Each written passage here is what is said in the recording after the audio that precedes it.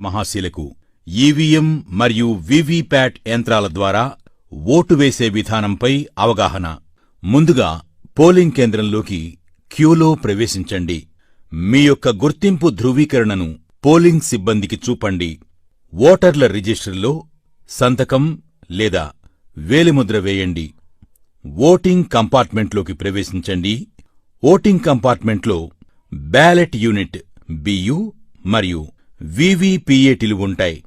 Ballot యూనిట్పై మీరు ఎంచుకున్న అభ్యర్థి యొక్క పేరు మరియు గుర్తుకు ఎదురుగా ఉన్న నీలిరంగు బటన్ను నొక్కండి.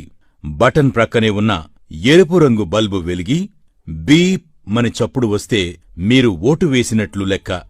బ్యాలెట్ యూనిట్ ప్రక్కనే ఉన్న వీవీపీఏటీ ప్రింటర్లోని పారదర్శక కిటికీ అద్దం ద్వారా మీరు ఏ అభ్యర్థికి ఓటు వేశారో ఆ అభ్యర్థి క్రమసంఖ్య, పేరు మరియు గుర్తు ముద్రించిన కాగితపు స్లిప్ను చూడండి. ఈ స్లిప్పు కిటికీ అద్దం గుండా 7 సెకండ్ల పాటు కనిపిస్తుంది.